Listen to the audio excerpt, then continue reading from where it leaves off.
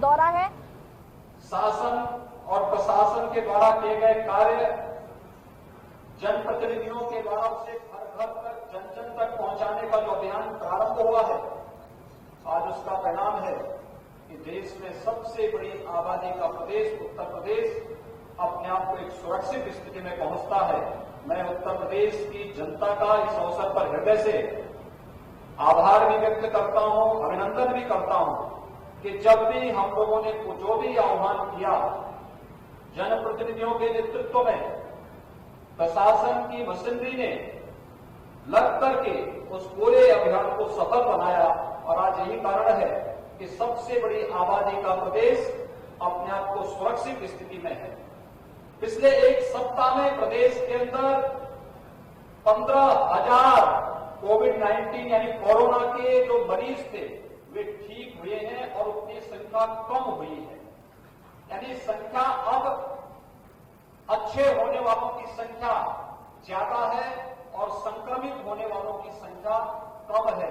एक अच्छी दिशा में हम लोग बढ़ रहे हैं और इसीलिए इसी सावधानी को ध्यान में रखकर के जब मैं लोकसभा चुनाव में इसी समय यानी इसी स्थान पर आया था, तब यहां पे भीड़ पूरी तरह खचाखच भरा हुआ था।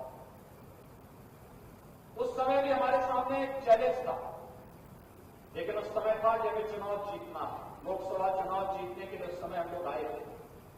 साक्षी जी महाराज के समर्थन में, उनकी लोकप्रियता और उनके द्वारा यहाँ के विकास के लिए किए जा रहे योगदान का केवल जनता को आह्वान कराना था, उनको एहसास कराना था। जनता पहले से तैयार बैठी थी और अंततः यहां से आपने भारी बहुमत से साक्षी जी महाराज को चुनाव जिता करके भेजा। मैं इसके लिए आप सबका हृदय से आभार व्यक्त करता हूं और आप सबके प्रति धन्यवाद ज्ञापित करने के लिए मैं आज आपके बीच यहां पर उपस्थित हुआ हूं। बीच बीच में कार्यक्रम का हमारा बनता रहा कि हम लोग अब चलेंगे तब चलेंगे, लेकिन पिछले 6 महीनों से तो हम लोग केवल कोरोना से जूझ रहे हैं और उसके लिए व्यवस्था करना, वहां से लोगों को बचाना, नए नए कोविड हॉस्पिटल का निर्माण करना, 40 लाख से अधिक तो प्रदेश के अंदर प्रवासी कामगार और श्रमिक आए, इन कामगार और श्रमिकों को सुरक्षित स्थिति में उनके घरों तक पहुंचाना और उन्नाव के अंदर तो प्रवासी कामगार और श्रमिकों ने एक इतिहास ही लिख दिया। वे बेचारे जहां आजीविका कमाते थे वहां से भले ही उनको पलायन करना पड़ा हो, लेकिन जब हमने उन्हें यहां क्वारंटीन सेंटर में रखा तो जिस विद्यालय में थे उस विद्यालय का उन्होंने रंग रोगन करके ऐसा आदर्श विद्यालय बना दिया कि प्रधानमंत्री जी ने भी अपने मन की बात में उसका उल्लेख किया। मैं उन सभी प्रवासी कामगार श्रमिकों का भी हृदय से अभिनंदन करूंगा जिन्होंने अपनी हुनर का परिचय संकट के समय देने में भी कोई कोताही नहीं बरती और स्वाभाविक रूप से उन्नाव तो इसके लिए जग विख्यात है। उन्नाव क्रांतिकारियों की धरती भी है और साहित्यकारों की धरती भी है। आखिर चंद्रशेखर आजाद तो देश को उन्नाव की धरती ने ही दिया था।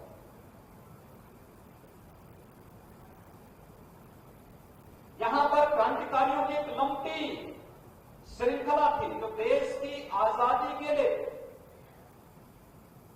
अपना सर्वस्व न्यौछावर करने को सदैव तैयार रहते थे और चंद्रशेखर आजाद उस श्रृंखला के एक सिरमौर। आज सरदार भगत सिंह की जयंती भी है। स्वाभाविक रूप से इन क्रांतिकारियों के प्रति नमन करने और अपनी श्रद्धा को व्यक्त करने का एक अवसर हम सबको प्राप्त होता है। यह धरती प्रख्यात साहित्यकार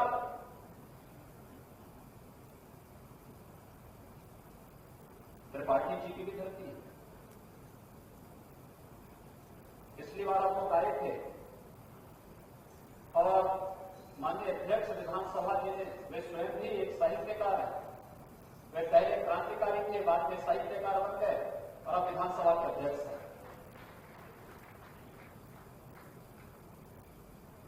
कमी देखने को मिलता है एक व्यक्ति साहित्य लेखन का काम भी करे, गरीबों, मजदूरों और किसानों की लड़ाई को लेकर के भी जिन्होंने अपनी पूरी जवानी लगा दी हो, के एक उस मंच पर जाएं, देश की सबसे बड़ी विधानसभा उत्तर प्रदेश की विधानसभा है, उस विधानसभा में अध्यक्ष के रूप में 403 विधायकों का मार्गदर्शन करते हुए, उन्हें लोक कल्याण के प्रति निरंतर आगाह करते हुए विधायिका के कार्य को पूरी प्रतिबद्धता के साथ आगे कर सके।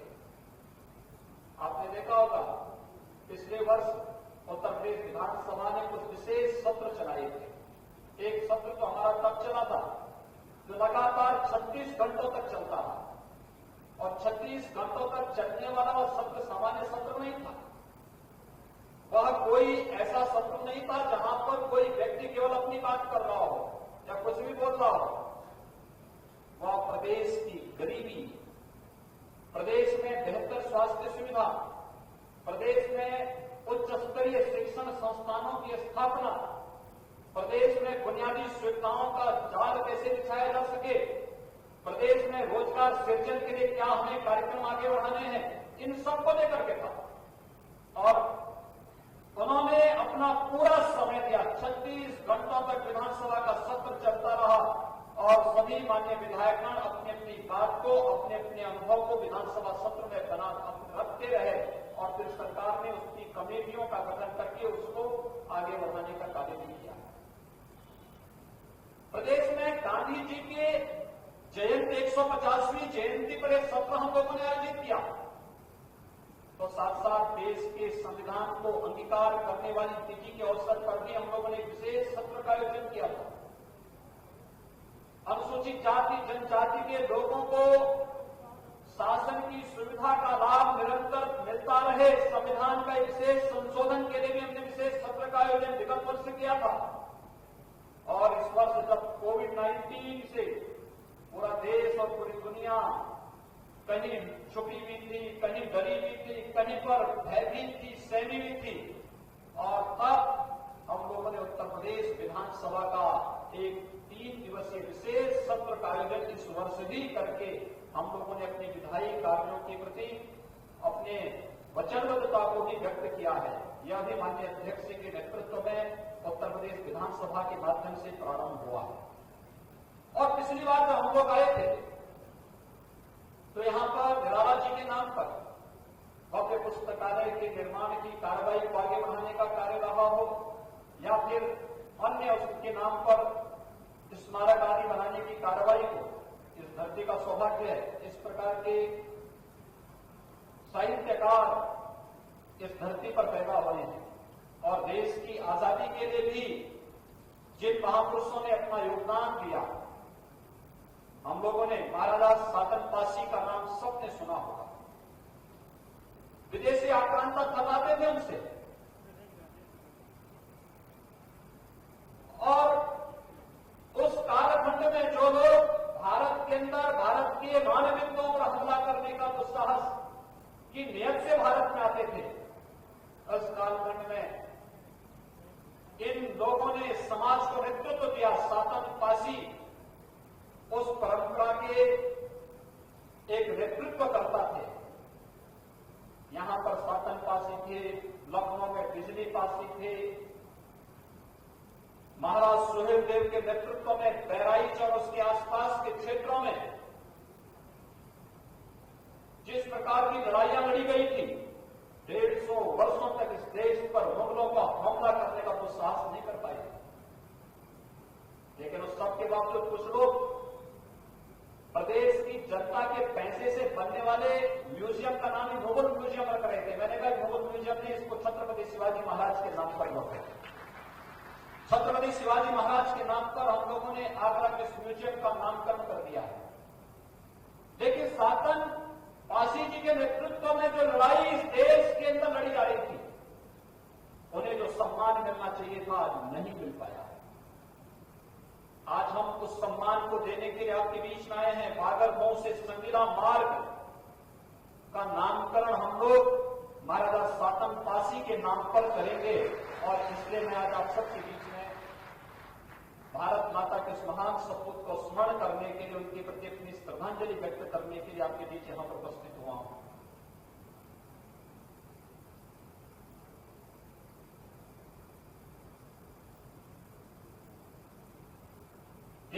अंदर देश की आजादी की लड़ाई कैसे लड़ी जानी चाहिए, यह कार्य इस धरती से आगे बढ़ा था और अमर शहीद गुलाब सिंह लोधी जी के नेतृत्व में उस लड़ाई को लड़ा था इस देश क्षेत्र में। क्या जज्बा रहा होगा उस समय जब साधन नहीं थे, जब लोगों के पास ये जानते थे कि विदेशी हुकूमत हमें बर्दाश्त नहीं करेगी। उन स्थितियों में अपने स्वयं की परवाह किए बगैर, परिवार की परवाह किए बगैर भारत माता को विदेशी दासता की बेड़ियों से मुक्त करना है,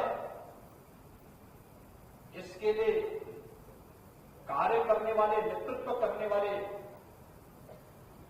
क्रांतिकारियों की कमी इस भारत की धरती पे कभी नहीं थी।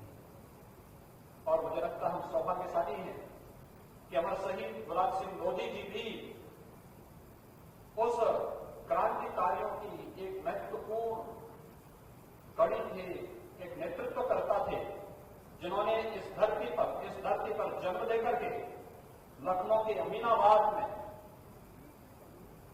भारत के आन मान और शान के प्रति तिरंगा को लहरा करके विदेशी दासता को चुनौती दी। ये कार्य उन्होंने यहां से प्रारंभ किया था और आज हम सबको यह सौभाग्य प्राप्त हो रहा है कि यहां के सामुदायिक स्वास्थ्य केंद्र का नामकरण और उस प्रांगण में इस महापुरुष की मूर्ति की स्थापना का कार्य सरकार करेगी। इसके लिए आज मैं अपने आप को घोषणा करते हुए, जो हमारे यहाँ के माननीय सांसद जी ने, माननीय विधायकों ने जो मांग की थी, उस कार्यक्रम को आगे बढ़ाते हुए मुझे बहुत प्रसन्नता की अनुभूति है। और आज यह कार्यक्रम सरकार के स्तर पर वहां पर हम लोग आगे बढ़ाएंगे। उन्नाव की धरती इस बात के लिए भी सौभाग्यशाली है, देश की संविधान सभा को भी नेतृत्व उन्नाव ने दिया था। पंडित दिसंबर दयाल त्रिपाठी जी, उनकी कर्मभूमि पागल महू है और देश के संविधान सभा में बहुत सारे मुद्दों पर, जिसका उल्लेख अक्सर हमारे विधानसभा के अध्यक्ष जी के द्वारा किया जाता है,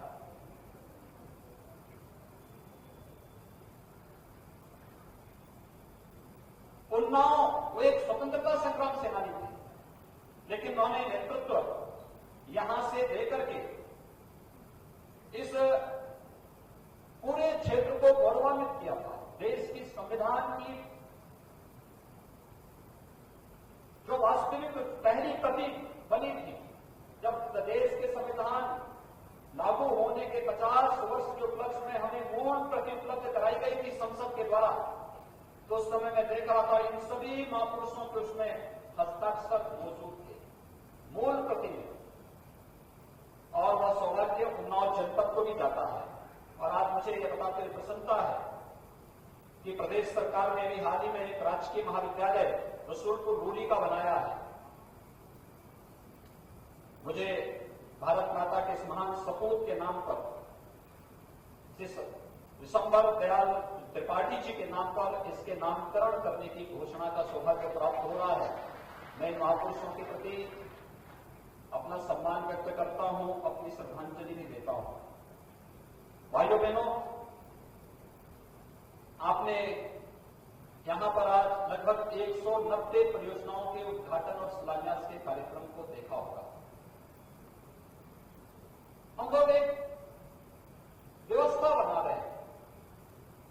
लोगों के लिए आश्चर्य है, उत्तर प्रदेश जैसे राज्य में जिसके बारे में कहा जाता था कि यहां पे कोई बुनियादी सुविधाएं नहीं, अपराध है, लोग तमाम बुनियादी सुविधाओं के लिए त्रस्त हैं, लोगों को लगता था कि कोरोना आएगा तो उत्तर प्रदेश का क्या होगा,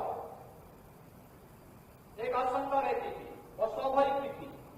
उत्तर प्रदेश के नाम पर जिस प्रकार का माहौल बनाया गया था, पिछली सरकारों ने जिस प्रकार से उत्तर प्रदेश को देश और दुनिया के अंदर बदनाम करके रख दिया था, हमें उससे उभारना था। लेकिन 3-3.5 वर्षों में हम लोगों ने इस कार्य को लेकर के पूरी मजबूती के साथ, पूरी ईमानदारी के साथ कार्य करते हुए उसे उभारने का कार्य किया। इसके लिए हम लोगों ने अनेक प्रयत्न किए, अनेक प्रयास किए, और प्रयास की श्रृंखला में ही आज अगर हम सफल हुए तो एक टीम वर्क दिखा है प्रदेश के अंदर। एक टीम वर्क हर एक स्तर पर, शासन में, प्रशासन में, जनप्रतिनिधियों में, जनता में, आपस में एक साथ जुड़ करके, मिल करके हम लोगों ने इस कार्यक्रम को आगे बढ़ाया। कोरोना कालखंड में सफलतापूर्वक परिणाम दिए। लोगों को लगता है उत्तर प्रदेश आखिर इतना सफलता परिणाम कैसे दे पाया, लेकिन हम लोगों ने पिछले 3-3.5 वर्षों में हेल्थ इंफ्रास्ट्रक्चर के लिए बहुत कुछ करने का प्रयास किया। आजादी के बाद प्रदेश में केवल 12 गवर्नमेंट मेडिकल कॉलेज बने थे। 1947 से लेकर के 2017 तक इन 70 वर्षों में केवल 12 मेडिकल कॉलेज, और भाइयों बहनों 2017 से लेकर के 2020 के बीच में हम वर्तमान में 29 मेडिकल कॉलेज उत्तर प्रदेश में निर्माण का कार्य प्रारंभ कर चुके हैं। 2 एम्स में हम लोगों ने प्रवेश भी दे दिया है, और अन्य स्वास्थ्य की सुविधाओं को बेहतर रूप से आगे बढ़ाने का कार्य निरंतर जारी है। हमारा प्रयास है आने वाले समय में जो 16 जनपद हैं जहां मेडिकल कॉलेज नहीं, या तो सरकार या पीपीपी बोर्ड पे हम वहां पर एक नया मेडिकल कॉलेज भी देंगे, जिससे लोगों को राहत मिल सके और बेहतर स्वास्थ्य की सुविधा लोगों को अपने अपने जनपदों में मिल सके। स्वास्थ्य की सुविधा के साथ साथ मेरा यह मानना है आधी से भी बीमारी की जड़ है शुद्ध पेयजल की आपूर्ति न होना। हम लोगों ने शुद्ध पेयजल की आपूर्ति के लिए कार्य योजना बनाकर के लागू कर दिया। बुंदेलखंड तो पहले चरण में, क्योंकि बुंदेलखंड हमारा एक ऐसा क्षेत्र था जहां पर लगातार हर वर्ष फरवरी से लेकर के जून तक, या जब तक मानसून नहीं आता था तब तक लोगों को टैंकर से पानी पहुंचाया जाता था। वहां से प्लान इस बात को लेकर होता था क्योंकि पानी नहीं है। आज मुझे बताते हुए प्रसन्नता है, बुंदेलखंड के 7 जनपदों के लिए हम लोगों ने घर घर तक शुद्ध पेयजल उपलब्ध कराने के लिए प्रधानमंत्री जी के हाथों उसका शिलान्यास भी किया, कार्यक्रम शुभारंभ भी कर दिया है। हम बिंदु क्षेत्र के लिए भी परियोजना स्वीकृत कर चुके हैं, और अब हम लोगों ने मस्तिष्क ज्वर से प्रभावित, आर्सेनिक क्लोराइड से प्रभावित जनपदों में भी, और जिन जनपदों में शुद्ध पेयजल की आपूर्ति नहीं हो रही, सबके लिए कार्य योजना प्रारंभ कर दिया है। और हमारा प्रयास है कि आने वाले 4 वर्ष के दौरान हर गांव में, हर बस्ती में शुद्ध पेयजल हर घर तक पहुंचाने की व्यापक कार्य योजना को आगे बढ़ाने का कार्य करेंगे। शुद्ध पेयजल की आपूर्ति का मतलब आदि से बीमारी का समाधान, बीमारी समाप्त, कोई बीमारी भी नहीं, उपचार के अच्छे साधन मिलेंगे, शिक्षा में आमूलचूल परिवर्तन करने की तैयारियां चल रही हैं। हमारा नौजवान शिक्षित होगा और न केवल सैद्धांतिक ज्ञान बल्कि व्यवहारिक ज्ञान से भी जब उत्प्रोत होगा तो कहीं भी वो ठोकर नहीं खा सकता। जिसको नौकरी करनी होगी नौकरी करेगा। और पिछले 3 वर्ष के दौरान 3 लाख से अधिक सरकारी नौकरी हमने प्रदेश में दी, लेकिन कोई नहीं कह सकता कि कोई जाति, कोई क्षेत्र, कोई अन्य किसी के आधार पर भेदभाव हो या कोई भ्रष्टाचार का आरोप नहीं लगा सकता। और नहीं तो न्यायालय को बार बार हस्तक्षेप करने का अवसर मिलता था, नौकरी नौजवान नहीं पाता था, और फिर ये नौकरियां रखी रह जाती थी, पब्लिक की तबाह होती थी, नौजवान हमारा दर दर की ठोकर खाने के लिए मजबूर होता था। 3 वर्ष में 3 लाख से अधिक सरकारी नौकरी दी, 20 लाख से अधिक नौजवानों को हम लोगों ने प्रदेश में हुए निवेश के आधार पर रोजगार और नौकरी के साथ जोड़ा। और प्रदेश के अंदर इस कोरोना कालखंड के अंदर सबसे अधिक रोजगार सृजन करने वाली कोई राज्य सरकार रही तो उत्तर प्रदेश सरकार रही, जिसने 40 लाख प्रवासी कामगार और श्रमिकों को सुरक्षित उनके घरों तक तो पहुंचाया ही, उनके हाथों को रोजगार भी देने का कार्य किया। ये कार्य निरंतर चलता रहा। हम सब आभारी हैं। कोरोना कालखंड में प्रधानमंत्री जी ने जो घोषणाएं की, प्रधानमंत्री गरीब कल्याण पैकेज के अंतर्गत आप देख रहे होंगे हर एक गरीब को राशन मिल रहा है। महीने में 2-2 बार राशन मिल रहा है। मैं इस बार अभी थोड़ी देर पहले बैठक करके आ रहा हूं लखनऊ से। अकेले इस महीने सितंबर महीने में हम लोगों ने 44 लाख परिवारों को रसोई गैस के निःशुल्क सिलेंडर उपलब्ध करवाए हैं प्रधानमंत्री गरीब कल्याण पैकेज के अंतर्गत। 87 लाख लोगों को वृद्धावस्था पेंशन, दिव्यांगजन पेंशन, निराश्रित महिला पेंशन, कुष्ठावस्था पेंशन का 30 सितंबर की राशि एडवांस उनके अकाउंट में हम पहले दे चुके हैं।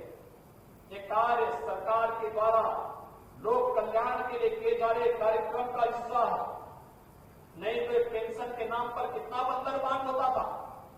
गरीब को पेंशन गरीब के नाम पर आती थी, लेकिन इसके नाम पर कुछ लोगों ने बिचौलिए बनकर के बीच में दलाली करके उस गरीब का छोटी सी राशि में भी डकैती डालने का कार्य होता था। राशन कार्ड का कितना कालाबाजारी होती थी। सीबीआई जांच भी हो पाती, वो तमाम लंबित पड़ी हुई थी। लेकिन हम लोगों ने इंपॉस मशीन के साथ जोड़ करके आज हर स्तर पर लोगों को भ्रष्टाचार मुक्त व्यवस्था देने और हर गरीब को राशन मिल सके, यह एक व्यवस्था लागू की। और महीने में कोविड-19 के दौरान 2-2 बार हर गरीब को राशन देने 18 करोड़ लोगों को 12 बार राशन उपलब्ध करवाने का कार्य अब तक किया जा चुका है। आने वाले समय में ये कार्यक्रम निरंतर आगे चलेगा। प्रधानमंत्री आर्थिक पैकेज के अंतर्गत भी, आत्मनिर्भर पैकेज के अंतर्गत भी तमाम प्रकार के रोजगार के कार्यक्रम चल रहे हैं। हमारे माननीय सांसद जी, हमारे माननीय विधायकगण निरंतर मांग करते थे गांव में ग्राम सचिवालय हो, गांव में सामुदायिक शौचालय हो। कोई कार्यक्रम कहीं पे होता था, गांव में सार्वजनिक शौचालय न होने के कारण कोई भी सार्वजनिक कार्यक्रम, शादी ब्याह के कार्यक्रम गांव में होना बड़ी कठिन कार्य था। लेकिन हर गांव में सामुदायिक शौचालय बनाए जा रहे हैं, हर गांव में ग्राम सचिवालय बनाए जा रहे हैं। एक ग्राम सचिवालय का तो काम करेंगे ही करेंगे। ग्राम सचिवालय के साथ साथ गांव में बैंकिंग सुविधा का लाभ भी देंगे और गांव में ही जाति प्रमाण पत्र, मूल निवास प्रमाण पत्र, आय प्रमाण पत्र की सुविधा भी देंगे। तमाम एक ग्राम सचिवालय को 3 से 5 नौजवानों को नौकरी देने की सुविधा हर गांव में हम देने की कार्रवाई कर रहे हैं।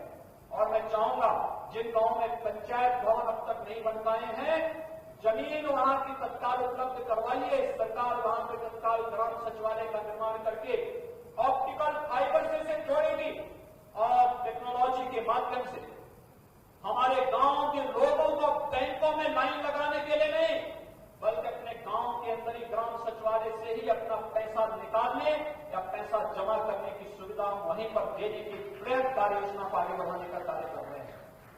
और ग्राम पंचायत के लिए जहां पे ग्राम पंचायत भवन नहीं, वहां पे हमने एक ग्राम सचिवालय स्वीकृत कर दिया है।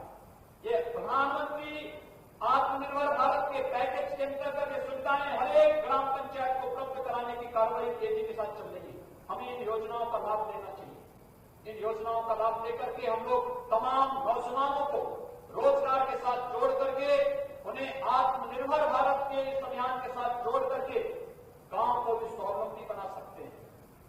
गांव में ही ढेर सारे भी योजनाएं चल सकती है। 1 डिस्ट्रिक्ट 1 प्रोडक्ट की शासन उत्तर प्रदेश सरकार की योजना देश के अंदर एक अभिनव योजना बन चुकी है। विश्वकर्मा श्रम सम्मान के माध्यम से गांव के जो हमारे हस्तशिल्पी थे, कारीगर थे, जो गांव में गांव की व्यवस्था को जिन्होंने कभी आत्मनिर्भर बनाया था, एक कालखंड में उन्हें उपेक्षित कर दिया गया। आज उन्हें फिर से ट्रेनिंग देने, उन्हें स्किल मिशन के साथ जोड़ने, उन्हें टूल किट उपलब्ध कराने और फिर उन्हें बैंकों से लोन देने की प्रक्रिया को तेजी के साथ आगे बढ़ाने का कार्य किया जा रहा है। ये जितने भी कार्यक्रम हैं, ये कार्यक्रम आत्मनिर्भर भारत के अंतर्गत आदरणीय प्रधानमंत्री जी के आह्वान पर एक स्वावलंबी और समृद्ध भारत की परिकल्पना को साकार करना है तो गांव को समृद्ध करना पड़ेगा, गांव को आत्मनिर्भर देने के मार्ग में सबसे बड़े घोड़े थे, वे लोग आज तमाम प्रकार की भ्रम की स्थिति पैदा करने का प्रयास कर रहे हैं। आज आप देख रहे होंगे लोकसभा चुनाव में हम जब आए थे बाबा के यहां प्रचार में, उस समय आपने देखा होगा कांग्रेस उस समय राफेल राफेल चिल्ला रही थी, और आज जब राफेल भारत के अंदर आ गया तो चीन भी थर्रा रहा है। यह है भारत के कारण, यानी वे नहीं चाहते कि भारत सुरक्षा के मामले में, रक्षा उत्पादन के मामले में भारत आत्मनिर्भर हो, और इसलिए भारत को बदनाम करने की इस समय साजिश रची जा रही थी ठीक लोकसभा चुनाव के तहत, और यही कार्य आज फिर कर रहे हैं। किसान चिल्ला रहे हैं, किसानों का सबसे अधिक शोषण इन लोगों ने किया। किसान को कभी भी न्यूनतम समर्थन मूल्य इन लोगों ने नहीं दिया। किसानों को बिचौलियों से जकड़ करके सुविधाओं से वंचित करने का कार्य लोग करते रहे, और जब किसानों के लिए प्रधानमंत्री जी ने संसद में बिल पास करके आत्मनिर्भरता की ओर अग्रसर करने और लागत का दुगना दाम देने के लिए 3 बिल संसद में पास करवाए, तो आज कांग्रेस और उसके सहयोगी दल मिलकर के किस प्रकार का हाइतोबा मचाए हुए हैं, उन्हें मालूम होना चाहिए। इस संसद में पारित होने वाले तीनों बिल किसानों की आमदनी को दुगना करने, किसानों को बिचौलियों से मुक्त करने, वन नेशन वन मार्केट की परिकल्पना को साकार करने, और किसान अपने उत्पाद को कहीं भी बेचेगा मंडी के बाहर, उस पर कोई मंडी शुल्क नहीं लगेगा, इस बात की गारंटी दे रहा है। लेकिन ये लोग जो अब तक बिचौलियों के कारण किसानों को जकड़ करके उन्हें लाभांश से वंचित करते थे, वे लोग चिल्लाहट मचा करके, गुमराह करके, अनावश्यक रूप से देश के माहौल को खराब करने का कार्य कर रहे हैं। कांग्रेस के नेताओं को तो, इन लोगों को तो, ये जो विपक्ष के नेता हैं, इन लोगों को तो इस बात में ही बुरा लगता है कि कश्मीर से धारा 370 क्यों समाप्त हो गई। यानी इनकी राष्ट्रीयता पर और राष्ट्रभक्ति पर भी मुझे कभी कभी संदेह होता है, किस प्रकार की टिप्पणी ये लोग करते हैं। जब किसी बड़े माफिया के खिलाफ कार्रवाई होती है तब भी इन लोगों को बुरा लगता है, और इसी प्रकार से जब किसानों के हित में, मजदूरों के हित में, नौजवानों के हित में, महिलाओं के हित में सरकार कोई निर्णय लेती है, ये लोग कुछ न कुछ विघ्न बाधा पैदा करने का प्रयास करते हैं, और उस विघ्न और बाधा को दूर करने के लिए समाज को जागरूक होना पड़ेगा, और उस जागरूकता के ही तरफ में आज मुझे बागर मऊ में आप सबके बीच में आना पड़ा है। मैं आभारी हूं यहां के सभी माननीय जनप्रतिनिधियों का, उन्नाव का इसलिए भी आपने विधानसभा अध्यक्ष दिए, आपने यहां पर सांसद हमें दिए हैं, आपने यहां पर सभी विधायक और सभी जनप्रतिनिधियों ने भारतीय जनता पार्टी को दिए हैं। स्वाभाविक रूप से सरकार का दायित्व बनता है, विकास से कहीं भी विकास से आपका यह जनपद वंचित नहीं होने पाएगा, यह आश्वासन देने के लिए आज मैं आपके पास फिर से आया हूं। जो भी और यहाँ रुकते हैं एक छोटे से ब्रेक के लिए, जल्द हाजिर होते हैं।